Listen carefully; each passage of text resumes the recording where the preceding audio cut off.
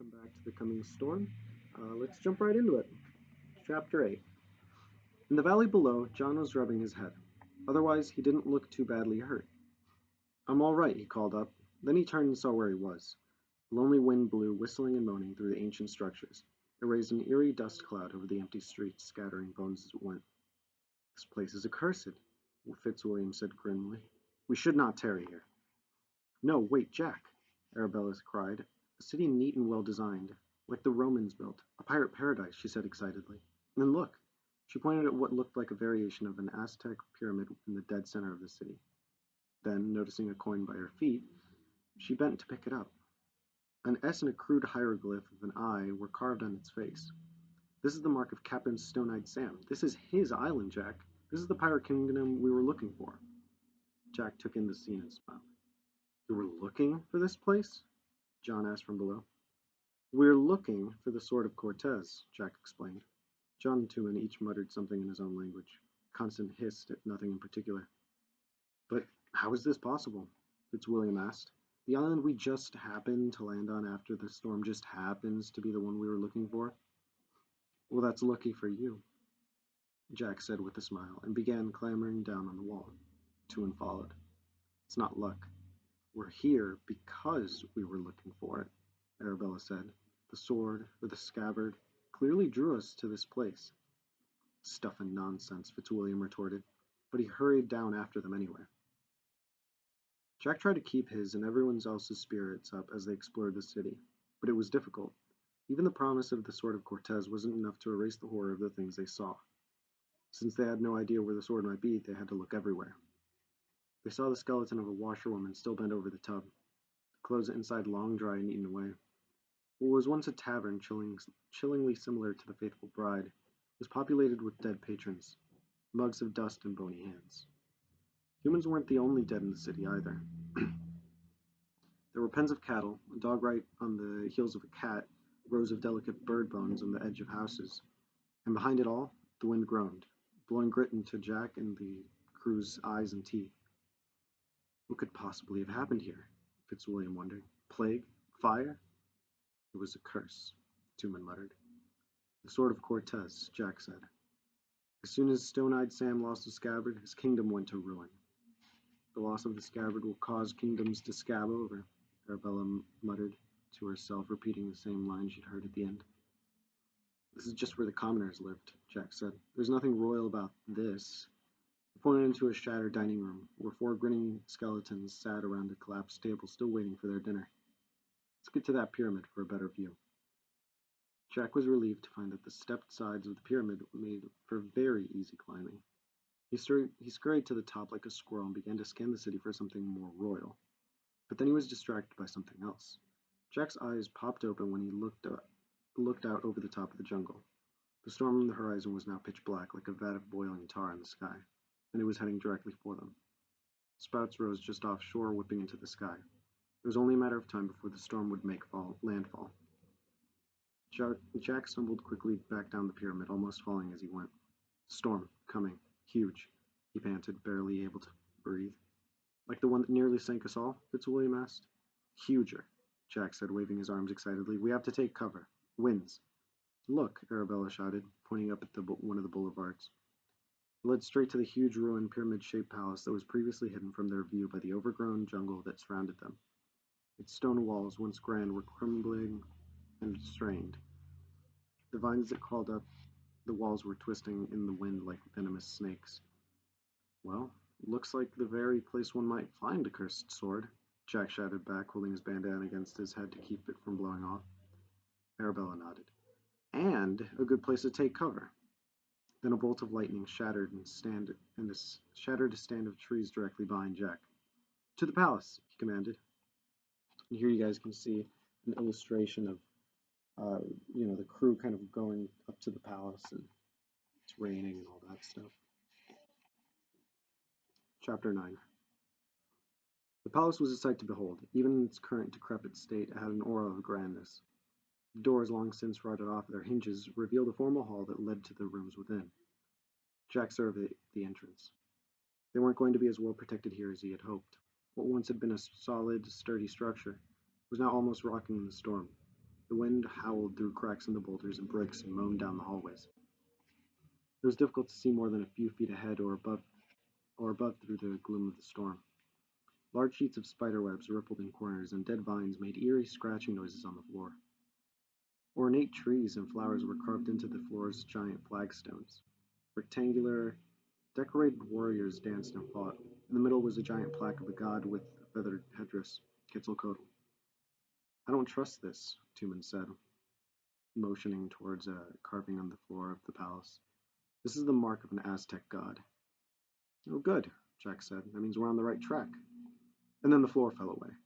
Tumen yelled and pitched into the giant pit that had opened up. Fitzwilliam lunged forward and grabbed Tumen's arms, but the boy's weight and momentum was too much. Fitzwilliam slid over the floor and was pulled to the edge of the pit. Jack threw himself to the ground and grabbed Fitzwilliam's ankles. It wasn't enough. John grabbed onto Jack's ankles, but they were all still being dragged towards the bottom of the pit. Jack's skin scraped against the flagstones. He tried to grind his feet into the floor, but it didn't help. I'm slipping, Tumen cried. One of his arms slipped out of Fitzwilliam's grasp. The sudden jerk pulled them all down another few feet. Fitzwilliam was yanked over the side. His face scraped against the ledge as he went, leaving a smear of blood on the stone. John threw Constance aside, apologizing to her, and threw himself on top of Jack. But it still wasn't enough. Arabella, Jack called, rip off your skirt. What? She demanded, shocked. Just the outer one, he said in exasperation. Tie it around the column and grab onto John. Without a second thought, Arabella did as he said, tearing her outer skirt in as large a piece as possible. She then wrapped it around the base of a crumbled column and tied it back around her waist. She grabbed onto John. Constance yelled unhelpfully. Finally, their descent into the pit was stopped. Jack's head was over the edge, and he could see past Fitzwilliam and Tumen. Gleaming in the darkness below were what looked like giant, sharp spikes sticking out of foul-smelling black water. Bit of a close one, mate, Jack shivered, slowly straining and groaning.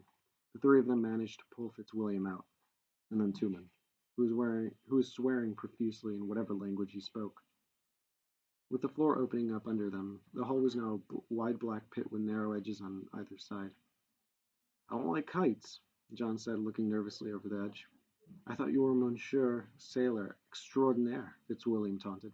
That's different, John protested. Jack, Arabella, and Tumen took one side, and John, Fitzwilliam, and Constance the other.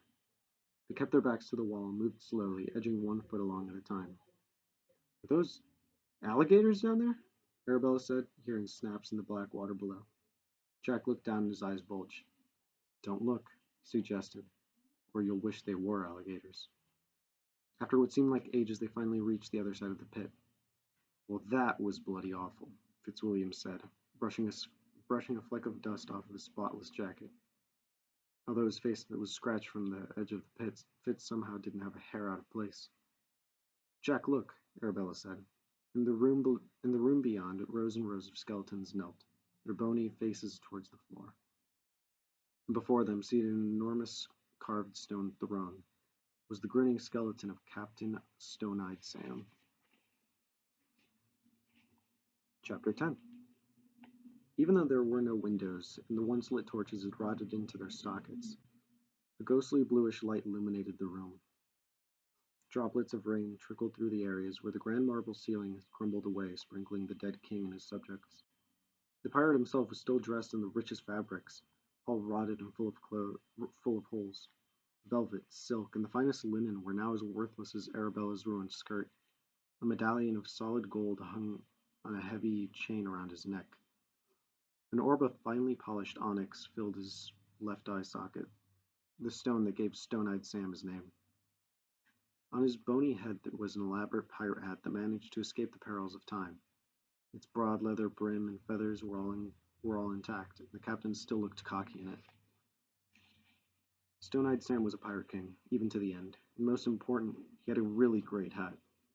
Everyone was right in the middle of something, Arabella said. It's like they all dropped dead at once. With Jack leading, the crew picked its way slowly through the skeletons. It was hard to avoid all the bones. Something crunched under Arabella's foot. Too late, she realized it was the hand of an outstretched subject on the floor. Loyal to the last, Jack said, leaning down and looking directly into the skull's eye sockets. Touching, really. Arabella shivered as the group moved on to the throne. Jack let out a strangled scream. Everyone jumped in turn. Fitzwilliam reached for his sword. Look, Jack said in despair, pointing. A rope hung in the shadows, one end leading up to the hole in the roof where the rain was now pouring in. The other end of the rope hung in an elaborate knot directly over Stone-Eyed Sam on his throne. And the Pirate King himself was missing something very important. His left arm, Fitzwilliam realized. He turned to Arabella.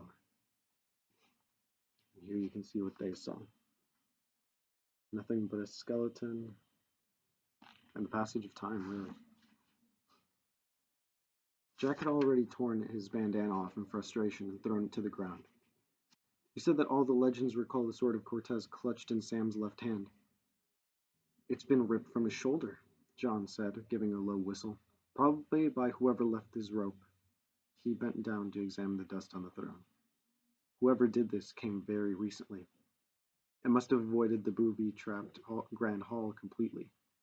He knew enough to come around the back way, Jack said, stamping his feet in frustration. Jack ran a hand through his now bare and almost soaking wet hair and stomped over to Stone-Eyed Sam. He glared at the skeleton, which seemed to grin at him from underneath his leather tricorn. It really was kind of a fabulous hat, thought Jack. Just the sort a powerful man should wear. Without a moment's hesitation, Jack swiped the flamboyantly plumed hat from the ivory skull and brushed it off, then popped it onto his head. Jack, the man is dead, Fitzwilliam said disgustedly. It's the least he owes me, considering all the trouble we went to get here, Jack said defensively. As soon as he could, he would find a mirror. He was pretty sure he looked dashing in his new hat. I can't believe this, Arabella said sadly, sitting down on the steps of the throne. All she had to look forward to now was her dad's temper and once again serving pints of ale to the slime of the earth at the faithful bride until marriage or death. It seemed so lucky finding this island. As if we were already at the end of our quest, Fitzwilliam sighed. He tried to put on a brave face but couldn't hide his bitter disappointment. I suppose it will be bananas and some horrid wife for me now. Even John and Tumen weren't unaffected by the sorrow of their new friends. Constance mewed pitifully, and Arabella, in her sadness, instinctively petted the cat from behind the ear, before realizing what she was doing and pulling her hand away quickly. Jack bent back over the dead pirate, turning to make sure no one was looking. He slipped his finger into Sam's eye socket and pocketed this pirate's stone eye. Then he noticed a dull and rusty glint under the captain's rotted lace collar. Jack grinned and snapped the key he found right off of its leather cord. There's one thing about kings and pirates, my lads. And lassie. And cat, beast, thing, he said, holding the key up to show the others. They both love treasure. And sword or not, I'll bet Stone-Eyed Sam had quite the haul hidden somewhere in this place. Everyone's, even Constance's, eyes lit up at that. An hour later, they had searched every room in the palace, including the dungeon and the treasure vaults, but they found nothing more than a few doubloons. They didn't even need the key. The wooden doors to the vaults had rotted away. There were some pretty lamps and old furniture and bolts of rotting silk in Captain Stone-Eyed Sam's bedroom, but nothing shiny, precious, and easy to carry. Someone's already come and cleaned this place out, Fitzwilliam observed. No, there's no footprints, Arabella pointed out, like there were around the throne room. Jack frowned, thinking. Maybe Sam was allergic to treasure, John said, scratching Constance under the chin. Jack's eyes lit up. He was a pirate long before he was a king, he said. So? Arabella asked, gathering around him. The others followed. So, old habits are hard to break, Belle, he said, his voice echoing in the royal bedroom. Give me a hand with this, he ordered, pulling at the enormous ebony bed. John and Fitzwilliam bent down to help. What nonsense is this? Fitzwilliam demanded. We're not looking for his chamber pot, I hope. Jack sighed in disgust while ripping up the small, rotted rug that was under the bed. You're not thinking like a pirate, Fitzy. When it comes to treasure, trust no one. And keep it close at hand. Believe me, I know, he added darkly. He ran his hands over the floorboards and grinned when his fingers hit the groove that he was sure he would find. He blew a cloud of dust away and pointed at the keyhole in the door hidden in the floor. The key fit perfectly. "Light me a torch, someone," Jack ordered, handing over his flint and tinder kit. Arabella and Tuman quickly did as he said. He opened up the hatch and stuck his head down, holding the torch before him. "Well?" Jack said impatiently. "Well," Jack said calmly, dropping the torch into the blackness. "See for yourself." Fitzwilliam, Arabella, Tuman, John, and Constance crowded around eagerly, but it was Fitzwilliam who saw it first. "By the king's blood," he swore. The torchlight flickered on what looked like a room full of gold. All right, and that concludes chapter 7. You guys will stick around for the grand finale of the coming storm, and we'll see how this ends. Very excited for that. Hope you guys stick around for it. See you soon. Bye bye.